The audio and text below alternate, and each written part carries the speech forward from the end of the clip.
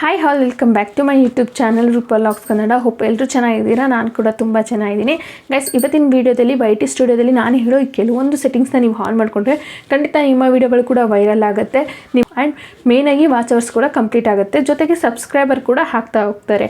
ಯಾವುದೆಲ್ಲ ಸೆಟ್ಟಿಂಗ್ಸ್ನ ಆನ್ ಮಾಡ್ಕೋಬೇಕು ವ್ಯೂಸ್ ಜಾಸ್ತಿ ಬರಬೇಕಂತಂದರೆ, ಆಡಿಯನ್ಸ್ಗೆ ನಮ್ಮ ವೀಡಿಯೋ ರೀಚ್ ಆಗಬೇಕಂದ್ರೆ ಏನೆಲ್ಲ ಸೆಟ್ಟಿಂಗ್ಸ್ನ ಆನ್ ಮಾಡ್ಕೋಬೇಕು, ಯಾವ ಸೆಟ್ಟಿಂಗ್ಸ್ನ ಆಫ್ ಮಾಡ್ಕೋಬೇಕು, ಎಲ್ಲಿ ಹೋಗಿ ಆನ್ ಮಾಡ್ಕೋಬೇಕು ಅಂತ ನಾನು ತಿಳಿಸ್ಕೊಡ್ತೀನಿ. ಯಾರು ಕೂಡ ಈ ಸೆಟ್ಟಿಂಗ್ಸ್ ಬಗ್ಗೆ ಹೇಳಿರಲ್ಲ ಅಂತ ಅನ್ಕೊಂಡು 90% ಜನ ಹೇಳಿರೋದಿಲ್ಲ. ಸೊ ನಾನು ಈ ಸೆಟ್ಟಿಂಗ್ಸ್ನ ಹೇಳ್ಕೊಡ್ತಾ ಇದ್ದೀನಿ. ತುಂಬ ಸಿಂಪಲ್ ಸೆಟ್ಟಿಂಗ್ಸು. ಇದನ್ನು ನೀವು ಆನ್ ಮಾಡಿಕೊಂಡ್ರೆ ಖಂಡಿತ ನಿಮ್ಮ ಚಾನಲ್ ಕೂಡ ಗ್ರೋ ಕಾಣುತ್ತೆ. ಅದೇನಪ್ಪ ಸೆಟ್ಟಿಂಗ್ಸ್ ಅಂತ ಹೇಳ್ತೀನಿ. ಅದೇನಪ್ಪ ಸೆಟ್ಟಿಂಗ್ಸು, ಎಲ್ಲಿ ಹೋಗಿ ಆನ್ ಮಾಡ್ಕೋಬೇಕು, ಪ್ರತಿಯೊಂದನ್ನು ಇನ್ ಡೀಟೇಲ್ ಆಗಿ ತಿಳಿಸ್ಕೊಡ್ತೀನಿ ಇದೇ ವಿಡಿಯೋದಲ್ಲಿ. ಸೊ ವಿಡಿಯೋನ ಎಲ್ಲೂ ಸ್ಕಿಪ್ ಮಾಡಿದೆ ಕೊನೆ ತನಕ ನೋಡಿ ಗೈಸ್. ವಿಡಿಯೋನ ಸ್ಟಾರ್ಟ್ ಮಾಡೋಕ್ಕಿಂತ ಮುಂಚೆ ಒಂದು ಹೇಳೋಕ್ಕೆ ಇಷ್ಟಪಡ್ತೀನಿ. ನಾನು ಇವತ್ತಿನವರೆಗೂ ಯಾವುದೇ ಸೋಷಿಯಲ್ ಮೀಡಿಯಾದಲ್ಲಿ ಆ್ಯಕ್ಟಿವ್ ಇರಲಿಲ್ಲ. ಲೈಕ್ ಫೇಸ್ಬುಕ್, ಇನ್ಸ್ಟಾ ಈ ರೀತಿ ಯಾವುದರಲ್ಲೂ ನಾನು ಆ್ಯಕ್ಟಿವ್ ಇರಲಿಲ್ಲ. ಯೂಟ್ಯೂಬ್ ಬಂದುಬಿಟ್ಟು ಇನ್ನು ಯಾವುದೇ ಸೋಷಿಯಲ್ ಮೀಡಿಯಾದಲ್ಲಿ ನಾನು ಅಷ್ಟು ಆ್ಯಕ್ಟಿವ್ ಇರಲಿಲ್ಲ. ಆ್ಯಂಡ್ ನಿನ್ನೆಯಿಂದ ನಾನು ಇನ್ಸ್ಟಾಗ್ರಾಮಲ್ಲೂ ಕೂಡ ಆ್ಯಕ್ಟಿವ್ ಆಗೋಣ ಅಂತ ಹೇಳಿ ಇನ್ಸ್ಟಾಗ್ರಾಮಲ್ಲೂ ಕೂಡ ವೀಡಿಯೋಗಳನ್ನ ಪೋಸ್ಟ್ ಮಾಡ್ತಾಯಿದ್ದೀನಿ. ಬಟ್ ಇದೇ ರೀತಿ ವೀಡಿಯೋ ಅಲ್ಲ.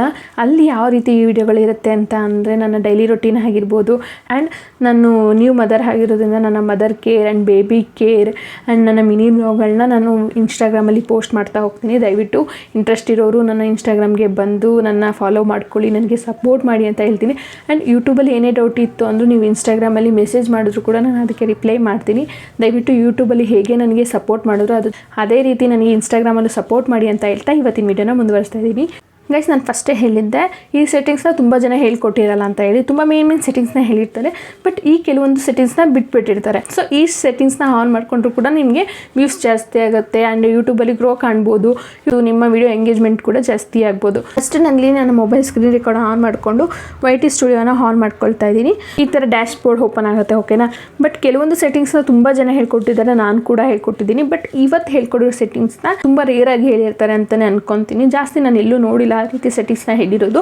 ಸೊ ಆ ಸೆಟ್ಟಿಂಗ್ಸ್ನ ನಾನು ಹೇಳ್ಕೊಡ್ತೀನಿ. ಫಸ್ಟ್ ನಿಮಗೆ ಇಲ್ಲಿ ಮೇಲ್ಗಡೆ ಬೆಲ್ ಐಕನ್ ಕಾಣ್ತಿದೆಯಲ್ಲ, ಅದ್ರ ಪಕ್ಕದಲ್ಲಿ ಅದ್ರ ಮೇಲೆ ಕ್ಲಿಕ್ ಮಾಡ್ಕೊಳ್ಳಿ, ಓಕೆನಾ. ಈ ರೀತಿ ಶೋ ಆಗುತ್ತೆ. ನಾನು ಪಕ್ಕದಲ್ಲಿ ಸ್ಕ್ರೀನ್ ರೆಕಾರ್ಡ್ ಕೂಡ ಹ್ಯಾಂಡ್ ಮಾಡ್ತೀನಿ, ಗೊತ್ತಾಗದೇ ಇರೋರಿಗೆ ನಾನು ಇಲ್ಲಿ ಡಿಸ್ಪ್ಲೇ ತೋರಿಸ್ತಾ ಇದ್ದೀನಿ ಅಷ್ಟೇ. ಈ ರೀತಿ ಶೋ ಆಗುತ್ತೆ. ಇಲ್ಲಿ ಬಂದು ಸೆಟ್ಟಿಂಗ್ಸ್ ಇದೆಯಲ್ಲ, ಸೆಟ್ಟಿಂಗ್ಸ್ ಮೇಲೆ ಕ್ಲಿಕ್ ಮಾಡ್ಕೊಳ್ಳಿ. ಆ್ಯಂಡ್ ಇಲ್ಲಿ ಪುಷ್ ನೋಟಿಫಿಕೇಷನ್ ಅಂತ ಹೇಳಿ ಕೆಲವೊಂದು ಆಪ್ಷನ್ಸ್ ಕಾಣುತ್ತೆ, ಅದ್ರ ಮೇಲೆ ಕ್ಲಿಕ್ ಮಾಡ್ಕೊಳ್ಳಿ.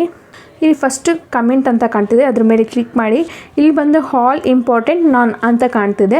ನಾನು ಯಾವಾಗಲೂ ಇಂಪಾರ್ಟೆಂಟ್ ಅನ್ನೋದ್ರ ಮೇಲೆ ಕ್ಲಿಕ್ ಮಾಡಿ ಇಟ್ಕೊತೀನಿ. ಯಾಕಪ್ಪ ಅಂತ ಅಂದರೆ, ನಿಮಗೆ ಕೆಲವೊಂದು ಕಮೆಂಟ್ಸ್ಗಳು ಬರುತ್ತೆ, ಅದೆಲ್ಲದಕ್ಕೂ ರಿಪ್ಲೈ ಮಾಡೋದಕ್ಕಾಗಲ್ಲ, ಅಥವಾ ಯಾವುದು ಇಂಪಾರ್ಟೆಂಟ್ ಕಮೆಂಟು ಅಥವಾ ಯಾವುದು ಇಂಪಾರ್ಟೆಂಟ್ ಅಲ್ವೋ ನಿಮ್ಗೆ ಗೊತ್ತಾಗೋದಿಲ್ಲ. ಸೊ ಆವಾಗ ನೀವೇನು ಮಾಡ್ತು ಅಂದರೆ, ಇಂಪಾರ್ಟೆಂಟಲ್ಲಿ ಇಟ್ಕೊಂಡ್ರೆ ಇಂಪಾರ್ಟೆಂಟ್ ಆಗಿರೋ ಕಮೆಂಟು ಆ್ಯಂಡ್ ನಿಮ್ಮ ವೀಡಿಯೋಗಳಿಗೆ ಬಂದಿರೋ ಹೈಲೈಟ್ ಕಮೆಂಟು ಯೂಟ್ಯೂಬೇ ಫಿಲ್ಟರ್ ಮಾಡಿ ನಿಮಗೆ ಕಳಿಸುತ್ತೆ. ಆವಾಗ ನಿಮಗೆ ಆ ಕಮೆಂಟ್ಗಳಿಗೆ ರಿಪ್ಲೈ ಮಾಡೋಕ್ಕಾಗಿರ್ಬೋದು, ಆ ಕಮೆಂಟ್ಗೆ ಆನ್ಸರ್ ಮಾಡೋಕ್ಕಾಗಿರ್ಬೋದು, ಎಲ್ಲದಕ್ಕೂ ಹೆಲ್ಪ್ ಆಗುತ್ತೆ. ಸೊ ಅದಕ್ಕೋಸ್ಕರ ಇಂಪಾರ್ಟೆಂಟಲ್ಲಿ ಇಟ್ಕೋಬೋದು, ಹಾಲಲ್ಲೂ ಇಟ್ಕೋಬೋದು. ಬಟ್ ಇಂಪಾರ್ಟೆಂಟ್ ಇಟ್ಕೊಂಡ್ರೆ ನಿಮಗೆ ತುಂಬ ಹೆಲ್ಪ್ ಆಗುತ್ತೆ. ಲೈಕ್ ತುಂಬ ತುಂಬ ಕಮೆಂಟ್ಸ್ಗಳು ಬರುತ್ತೆ, ಅದರಲ್ಲಿ ಯಾರೇ ಮಾಡಬೇಕು, ಯಾವುದಕ್ಕೆ ರಿಪ್ಲೈ ಮಾಡಬೇಕು ಅಂತ ಗೊತ್ತಾಗೋದಿಲ್ಲ. ಈ ರೀತಿ ಇಂಪಾರ್ಟೆಂಟ್ ಅಂತ ಆಪ್ಷನ್ನ ಸೆಲೆಕ್ಟ್ ಮಾಡಿ ಇಟ್ಕೊಂಡ್ರೆ ಯೂಟ್ಯೂಬೇ ನಿಮಗೆ ಫಿಲ್ಟರ್ ಮಾಡಿ ಕಳಿಸ್ಬಿಡುತ್ತೆ, ಇದು ಇಂಪಾರ್ಟೆಂಟ್ ಕಮೆಂಟು, ಇದಕ್ಕೆ ರಿಪ್ಲೈ ಮಾಡಿ ನೀವು ಅಂತ ಹೇಳಿ. ಈ ರೀತಿ ನೀವು ರಿಪ್ಲೈ ಮಾಡೋದ್ರಿಂದ ನಿಮಗೆ ವ್ಯೂಸ್ ಜಾಸ್ತಿ ಆಗ್ತಾ ಹೋಗುತ್ತೆ. ಸೊ ಅದಕ್ಕೋಸ್ಕರ ಹೇಳ್ತಾ ಇದ್ದೀನಿ, ಇಂಪಾರ್ಟೆಂಟಲ್ಲಿ ಈ ಸೆಟ್ಟಿಂಗ್ನ ಆನ್ ಮಾಡಿ ಇಟ್ಕೊಳ್ಳಿ. ನೆಕ್ಸ್ಟ್ ಬಂದು ಅನಾಲಿಟಿಕ್ಸ್ನ ಯಾವಾಗಲೂ ಆನಲ್ಲೇ ಇಟ್ಕೋಬೇಕು. ಯಾವುದೇ ಕಾರಣಕ್ಕೂ ಆಫ್ ಮಾಡೋಕ್ಕೆ ಹೋಗ್ಬೇಡಿ. ಇದರಿಂದನೇ ನಿಮ್ಮ ಚಾನಲ್ ಗ್ರೋ ಆಗ್ತಿದೆಯಾ ಇಲ್ವಾ, ನಿಮ್ಮ ಚಾನಲ್ಗೆ ಎಷ್ಟು ವ್ಯೂಸ್ ಬರ್ತಾ ಇಲ್ವಾ, ವಾಚ್ ಅವರ್ಸ್ ಎಷ್ಟು ಕಂಪ್ಲೀಟ್ ಆಗಿದೆ, ಎಷ್ಟು ಕಂಪ್ಲೀಟ್ ಆಗಿಲ್ಲ, ಪ್ರತಿಯೊಂದು ಇನ್ ಡೀಟೇಲ್ ಆಗಿ ನಿಮಗೆ ಗೊತ್ತಾಗೋದೆ ಅನಾಲಿಟಿಕ್ಸಲ್ಲಿ. ಸೊ ಯಾವುದೇ ಕಾರಣಕ್ಕೂ ಆಫ್ ಮಾಡ್ಕೋಬೇಡಿ, ಯಾವಾಗಲೂ ಆನಲ್ಲೇ ಇಟ್ಕೊಳ್ಳಿ. ಈ ಅನಾಲಿಟಿಕ್ಸ್ನ ನೀವು ಚೆಕ್ ಮಾಡ್ತಾ ಹೋದರೆ ನಿಮ್ಮ ಚಾನಲ್ ಗ್ರೋ ಆಗ್ತಿದೆಯಾ ಇಲ್ವಾ ಅಂತ ನಿಮಗೆ ಕ್ಲಿಯರಾಗಿ ಅರ್ಥ ಆಗುತ್ತೆ.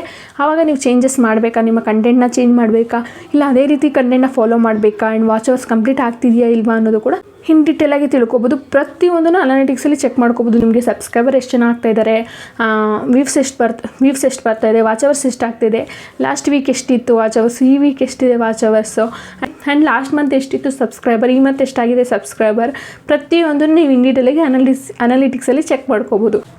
ಈ ರೀತಿ ಚೆಕ್ ಮಾಡ್ಕೊಂಡಾಗ ಲಾಸ್ಟ್ ಮಂತ್ಗಿಂತ ಈ ಮಂತ್ ಸಬ್ಸ್ಕ್ರೈಬರ್ ಜಾಸ್ತಿ ಆಗಿದೆ ಅಂದರೆ ಈ ಮಂತಲ್ಲೇ ಹಾಕಿರೋ ಕಂಟೆಂಟ್ಗಳು ಜನಕ್ಕೆ ಜಾಸ್ತಿ ರೀಚ್ ಆಗ್ತಿದೆ ಅಂತ ಅರ್ಥ. ಆವಾಗ ನೀವು ಕೂಡ ಅದೇ ರೀತಿ ಕಂಟೆಂಟ್ ವೀಡಿಯೋಗಳನ್ನ ಮಾಡ್ತಾ ವ್ಯೂಸ್ನ ಪಡ್ಕೋಬೋದು. ಸೊ ಅನಾಲಿಟಿಕ್ಸ್ನ ಯಾವಾಗಲೂ ಆನಲ್ಲೇ ಇಟ್ಕೊಳ್ಳಿ. And next one most important policy. ಇದು ಯಾಕೆ ತುಂಬ ಇಂಪಾರ್ಟೆಂಟ್ ಅಂದರೆ ತುಂಬ ಜನ ಕೇಳ್ತಿರ್ತೀರ, ಅಕ್ಕ ನಾವು ಸಾಂಗ್ಸ್ ಯೂಸ್ ಮಾಡಿದ್ರೆ ಕಾಪಿರೈಟ್ಸ್ ಬರಲ್ವಾ, ಲಾಂಗ್ ವೀಡಿಯೋಗಳಿಗೆ ಸಾಂಗ್ಸ್ ಯೂಸ್ ಮಾಡಿದ್ರೆ ಕಾಪಿರೈಟ್ಸ್ ಬರಲ್ವಾ, ಶಾರ್ಟ್ಗೆ ಕಾಪಿರೈಟ್ಸ್ ಬರಲ್ವಾ ಅಂತ ಹೇಳಿ ತುಂಬ ಜನ ಕ್ವಶನ್ಸ್ ಕೇಳ್ತಿರ್ತೀರಲ್ವಾ. ಇದನ್ನು ನೀವು ಆನಲ್ಲಿ ಇಟ್ಕೊಂಡ್ರೆ ಆ ಕ್ವಶನ್ಸ್ ನಿಮ್ಗೆ ಬರೋದಿಲ್ಲ. ಯಾಕಪ್ಪ ಅಂತಂದರೆ ನೀವೇನಾದರೂ ಸಾಂಗ್ಸ್ ಯೂಸ್ ಮಾಡಿದ್ರೆ ಆ ಸಾಂಗ್ಸ್ಗೆ ಏನಾದರೂ ಕಾಪಿರೈಟ್ಸ್ ಇತ್ತು ಅಂದರೆ ಯೂಟ್ಯೂಬೇ ಫಸ್ಟ್ ನಿಮಗೆ ನೋಟಿಫಿಕೇಶನ್ ಕಳಿಸ್ಬಿಡುತ್ತೆ, ನೋಡಿ ಈ ವಿಡಿಯೋದಲ್ಲಿ ಕಾಪಿರೈಟ್ಸ್ ಬರುತ್ತೆ, ದಯವಿಟ್ಟು ಈ ವಿಡಿಯೋನ ಡಿಲೀಟ್ ಮಾಡಿ ಅಂತ ಹೇಳಿ ನಿಮಗೆ ನೋಟಿಫಿಕೇಶನ್ ಕಳಿಸುತ್ತೆ.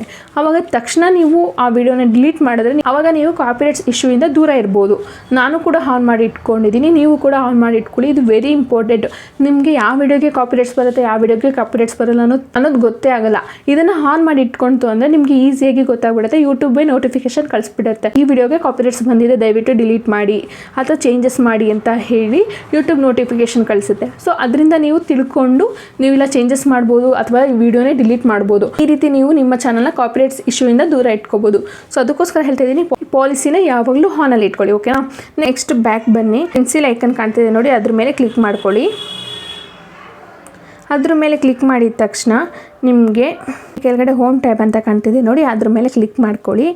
ನೆಕ್ಸ್ಟ್ ಇಲ್ಲಿ ಹೋಮ್ ಟ್ಯಾಬ್ ಅಂತ ಇದೆ ನೋಡಿ, ಟ್ಯಾಬು ಆನಲ್ಲಿದೆ. ಆ್ಯಂಡ್ ಫಾರ್ ಯು ಕೂಡ ಆನಲ್ಲಿದೆ. ದಯವಿಟ್ಟು ಅದನ್ನು ಯಾವತ್ತೂ ಆನಲ್ಲಿ ಇಡೋಕ್ಕೆ ಹೋಗಬೇಡಿ, ಆಫ್ ಮಾಡ್ಕೊಳ್ಳಿ. ಯಾಕಪ್ಪ ಅಂತ ಅಂದರೆ ಇವಾಗ ನಿಮ್ಮ ಚಾನಲ್ಗೆ ಯಾರಾದರೂ ಹೊಸದಾಗಿ ವಿಸಿಟ್ ಮಾಡ್ತಾ ಇರ್ತಾರೆ, ಅವ್ರು ವಿಸಿಟ್ ಮಾಡಿದಾಗ ನಿಮ್ಮ ಹಳೆಯ ವೀಡಿಯೋಗಳು ಅವ್ರಿಗೆ ಶೋ ಆಗುತ್ತೆ. ನೀವು ಹಳೆಯ ವೀಡಿಯೋದಲ್ಲಿ ಏನು ಕಂಟೆಂಟ್ ಕೊಡದೇ ಇರ್ಬೋದು ಅಥವಾ ಆ ವಿಡಿಯೋಗಳು ಚೆನ್ನಾಗಿಲ್ಲದೆ ಇರ್ಬೋದು, ಆವಾಗ ತಾನೇ ನೀವು ವೀಡಿಯೋ ಸ್ಟಾರ್ಟ್ ಮಾಡಿರೋದ್ರಿಂದ ಅಷ್ಟು ವೀಡಿಯೋ ರೀಚ್ ಆಗದೆ ಇರ್ಬೋದು. ಅಂಥ ವೀಡಿಯೋಗಳು ಅವರಿಗೆ ಸಜೆಷನಲ್ಲಿ ಹೋಗ್ತಾ ಇರುತ್ತೆ. ಅಂದರೆ ನಿಮ್ಮ ಚಾನಲ್ಗೆ ವಿಸಿಟ್ ಮಾಡಿದಾಗ ನಿಮ್ಮ ಹಳೆ ವೀಡಿಯೋಗಳು, ಕಡಿಮೆ ವ್ಯೂಸ್ ಬಂದಿರೋ ವೀಡಿಯೋಗಳು ಅವ್ರಿಗೆ ಶೋ ಆಗುತ್ತೆ. ಅವ್ರು ಒಂದೆರಡು ವೀಡಿಯೋ ನೋಡ್ತಾರೆ, ಇಂಟ್ರೆಸ್ಟ್ ಇಲ್ಲ ಅಂತ ಹೇಳಿ ಅವರು ಎಕ್ಸಿಟ್ ಆಗೋ ಚಾನ್ಸಸ್ ಜಾಸ್ತಿ ಇರುತ್ತೆ. ಅದೇ ನೀವು ಹೋಮ್ ಟ್ಯಾಬ್ನ ಆಫ್ ಮಾಡಿ ಇಟ್ಕೊಳ್ತು ಅಂದರೆ ನೀವು ವ್ಯೂವರ್ಸ್ ಏನೆಲ್ಲ ವಿಸಿಟ್ ಮಾಡ್ತಾರೆ ನಿಮ್ಮ ಚಾನಲ್ಗೆ, ಅಂದರೆ ನಿಮ್ಮ ಚಾನಲ್ನ ಓಪನ್ ಮಾಡ್ತಾರೆ, ಆವಾಗ ನಿಮ್ಮ ಲೇಟೆಸ್ಟ್ ಕಂಟೆಂಟ್ ವೀಡಿಯೋಗಳನ್ನೇ ಯೂಟ್ಯೂಬು ಅವ್ರಿಗೆ ಸಜೆಷನ್ ಮಾಡುತ್ತೆ. ಆಗ ಲೇಟೆಸ್ಟಾಗಿ ಹಾಕಿರೋ ವೀಡಿಯೋಗಳು ಒಳ್ಳೊಳ್ಳೆ ಕಂಟೆಂಟ್ ವೀಡಿಯೋಗಳಾಗಿರ್ಬೋದು ಅಥವಾ ಕ್ಲಿಯರಾಗಿ ವಾಯ್ಸ್ ಇರುತ್ತೆ ಆ್ಯಂಡ್ ಕ್ಲಿಯರ್ ಎಡಿಟಿಂಗ್ ಆಗಿರುತ್ತೆ. ಸೊ ಅಂಥ ವಿಡಿಯೋಗಳು ವ್ಯೂವರ್ಸ್ಗೆ ಸಜೆಸ್ಟ್ ಆದಾಗ ಅವರು ಕೂಡ ನಿಮ್ಮ ವಿಡಿಯೋಗಳನ್ನ ಇಂಟ್ರೆಸ್ಟ್ ಕೊಟ್ಟು ನೋಡ್ತಾರೆ, ನಿಮ್ಮ ಚಾನಲ್ನ ಸಬ್ಸ್ಕ್ರೈಬ್ ಆಗ್ತಾರೆ. ಅದೇ ನಿಮಗೆ ಅದೇ ವ್ಯೂವರ್ಸ್ಗೆ ಹಳೆಯ ವೀಡಿಯೋಗಳು ಸಜೆಸ್ಟ್ ಆಯಿತು ಅಂದರೆ ಅವ್ರು ಒಂದು 2 ಮಿನಿಟ್ಸ್ ನೋಡ್ತಾರೆ, ಈ ವಿಡಿಯೋದಲ್ಲಿ ಏನು ಒಳ್ಳೆ ಕಂಟೆಂಟ್ ಇಲ್ಲ ಆ್ಯಂಡ್ ವಿಡಿಯೋ ಕ್ಲಾರಿಟಿ ಇಲ್ಲ, ಆಡಿಯೋ ಕ್ಲಾರಿಟಿ ಇಲ್ಲ ಅಂತ ಹೇಳಿ ಸ್ಕಿಪ್ ಮಾಡೋ ಚಾನ್ಸಸ್ ಜಾಸ್ತಿ ಇರುತ್ತೆ ನಿಮ್ಮ ಚಾನಲ್ನ. ಸೊ ಅದಕ್ಕೋಸ್ಕರ ಹೇಳ್ತೀನಿ, ಹೋಮ್ ಟ್ಯಾಬ್ನ ಯಾವಾಗಲೂ ಆಫಲ್ಲಿ ಇಟ್ಕೊಳ್ಳಿ. ಹೊಸ ವ್ಯೂವರ್ಸ್ ಯಾರೇ ನಿಮ್ಮ ಚಾನಲ್ನ ವಿಸಿಟ್ ಮಾಡಿದ್ರು ಕೂಡ ಅವರಿಗೆ ನಿಮ್ಮ ಹೊಸ ವೀಡಿಯೋಗಳೇ, ಲೇಟೆಸ್ಟ್ ವೀಡಿಯೋಗಳೇ ಅವರಿಗೆ ಶೋ ಆಗುತ್ತೆ. ಆವಾಗ ಅವರು ಆ ವಿಡಿಯೋಗಳನ್ನ ಕ್ಲಿಕ್ ಮಾಡಿ ನೋಡಿ ಅವ್ರಿಗೆ ಇಷ್ಟ ಆಯಿತು ಅಂದರೆ ಅವ್ರು ನಿಮ್ಮ ಚಾನಲ್ನ ಸಬ್ಸ್ಕ್ರೈಬ್ ಮಾಡ್ಕೊಳ್ತಾರೆ. ಸೊ ಗೊತ್ತಾಯ್ತಲ್ಲ ಹೋಮ್ ಟ್ಯಾಬ್ನ ಯಾಕೆ ಆಫ್ ಮಾಡಿ ಇಟ್ಕೋಬೇಕು ಅಂತ ಹೇಳಿ.